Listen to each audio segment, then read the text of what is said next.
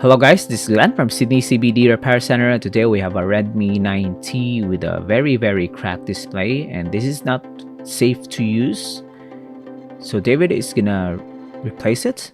So let's go.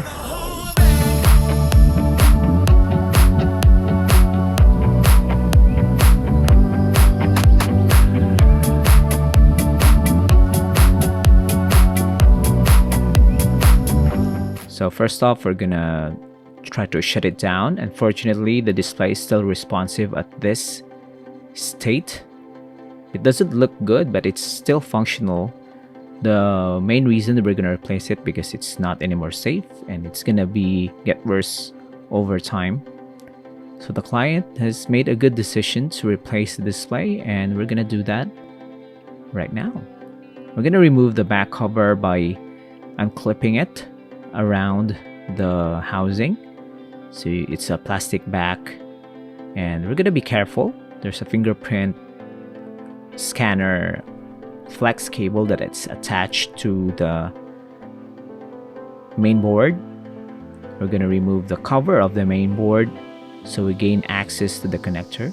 We're gonna put the back cover with the fingerprint scanner on the side and remove the battery and attach the screen for testing. So let's see if it's working, and it does. So this is a good sign as always. I'm gonna try to move this around.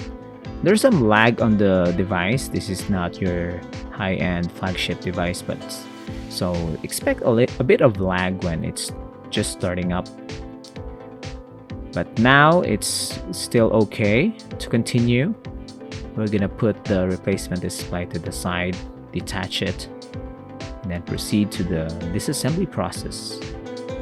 To gain access to the flat cable of the display, we need to remove the battery.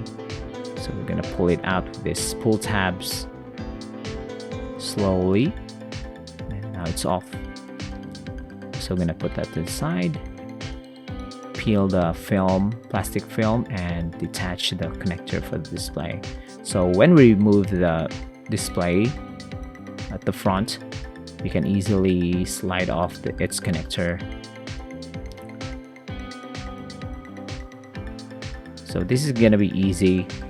Mid-range smartphones tend to have these layouts. So you have the back cover, and then there's a thin housing, pseudo housing, that's not really that robust, but you can see that there's two connectors for the display. So one is attaching to the main board and one is to the daughter board, so that's good to know. Next is we're gonna clean off the old adhesives around the housing a little bit by scraping it off with a flathead screwdriver. And then we're gonna put that to the side, and then there's a fresh liquid glue that we're gonna apply, just enough to hold on to the replacement display. And we're gonna put a little bit on the camera, and then align it, and then push the connectors in, and we're gonna proceed to the reassembly process. So far so good, there's no issues. And now we're gonna reinstall the battery, and we're almost done. So if you have a flagship device, or if you have a mid-range smartphone, and even an entry-level Samsung device, David is gonna accommodate all your repair requests. You can see here, it's getting easier if it's already working. But if it's got multiple damages, then maybe it will take a bit of time. This one just needs a new display, so it's gonna be a straightforward process.